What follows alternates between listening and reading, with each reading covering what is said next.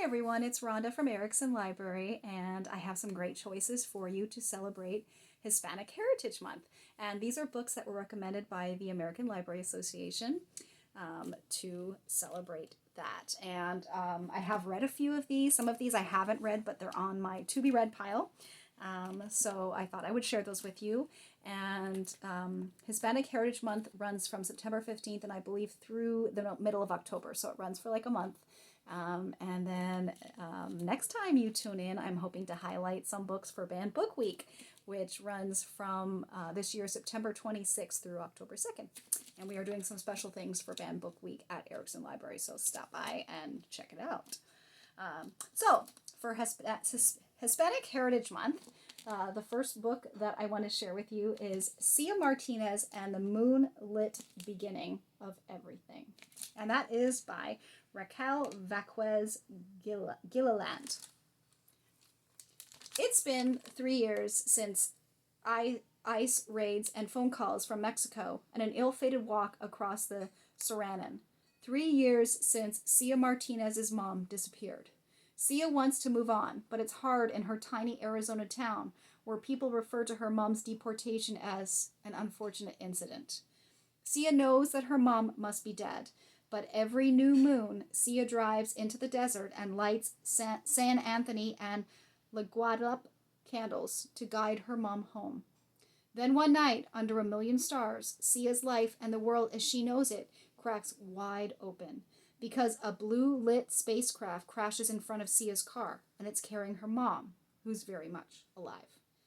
As Cia races to save her mom from armed, quite possibly alien soldiers, she uncovers secrets as profound as they are dangerous in this stunning, genre-bending exploration of first love, family, immigration, and our vast, limitless universe.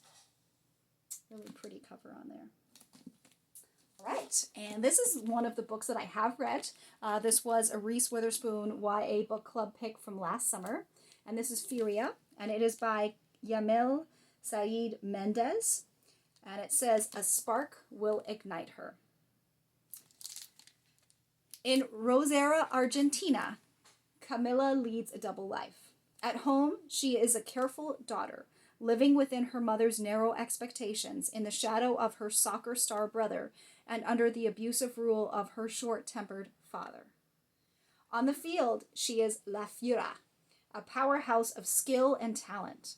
When her team qualifies for the South American tournament, Camila gets the chance to see just how far these talents can take her. But the path ahead isn't easy. Her parents would never allow a girl to play football, and she needs their permission to get any further. And the boy she once loved is back in town. Since he left, Diego has become an international football celebrity. But things have changed for Camila too. She has her own passions and ambitions, and Furia cannot be denied. As her life becomes more complicated, Camila is forced to face her secrets and make her way in a world unprepared for the dreams of a girl like her. It was really good. I really did enjoy this book. I got really kind of involved with the characters, and I just love the strength of Camila and what she overcomes to chase her dreams and her passions. So very inspiring book. Definitely recommend it. This is another one I read, and again, you know I'm a big fan of the Reese Witherspoon Book Club, and this was another Reese Witherspoon Young Adult Book Club pick, I believe also from last summer. I devoured this book. It was so good. It's always been my dream to go to England. So, A Cuban Girl's Guide to Tea and Tomorrow by Laura Taylor Namey. And this also, there's so much cooking in it. I'm definitely a foodie, and I love when books include, a lot of things about food, and it makes me, Google recipes, and I'm very much into trying different ethnic food. So this definitely made me want to try to cook a pastelito, and just try different things like that. And I did just recently get the ingredients for that, so I'm going to try it out and see how I do. So, Cuban Girl's Guide to Tea and Tomorrow. For Lila Rees, a summer in England was never part of the plan. The plan was, 1, take over her abuela's role, which is grandmother in Spanish, as head baker at their panderia. Move in with her best friend after graduation. And 3, live happily ever after with her boyfriend. But then the trifecta happened and everything, including Lily herself, fell apart. Worried about Lila's mental health, her parents make a new plan for her.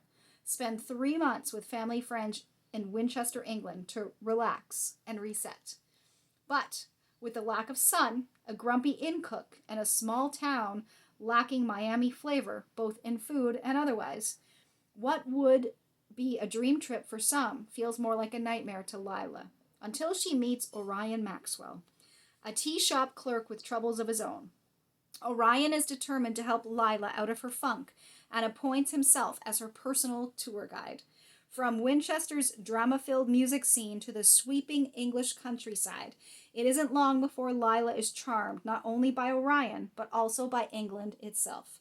Soon, a new future begins to form in Lila's mind, one that would mean leaving everything she ever planned behind. So there we go, Cuban Girl's Guide to Tea and Tomorrow. Highly recommend this book. I loved it. It was really good. And finally, we have With the Fire on High by Elizabeth Acevedo. I love the cover of that, just the colors in it. And again, this is food related. I have not read this yet, but it comes highly recommended, so it's definitely on my list to read. Available for checkout now. Ever since she got pregnant freshman year, Imoni Santiago's life has been about making the tough decisions, doing what has to be done for her daughter and her abula. The one place she can let all that go is in the kitchen. There, she lets her hands tell her what to cook, listening to her intuition and adding a little something magical every time, turning her food into straight-up goodness. Even though she's always dreamed of working in a kitchen after she graduates, Imoni knows that it's not worth her time to pursue the impossible. Yet, despite the rules that she's made for her life, and to everyone else's rules, which she refuses to play by, once Imoni starts cooking, her only choice is to let her talent break free. From the author of National Book Awards winner for The Poet X comes a dazzling story of a girl with talent, pride, and a drive to create that keeps her fire burning bright. I think this will be such an amazing book, so I'm excited to read that sometime, and I hope you come to the library to check it out. So I hope you like some of those recommendations for Hispanic Heritage Month. I will have a display in the young adult area for you to come check those out, along with some other ones as well. So please come see us soon at Ericson Library. We love our patrons coming in. We love giving book recommendations to you, and we hope to see you soon. Take care, everyone. Bye-bye.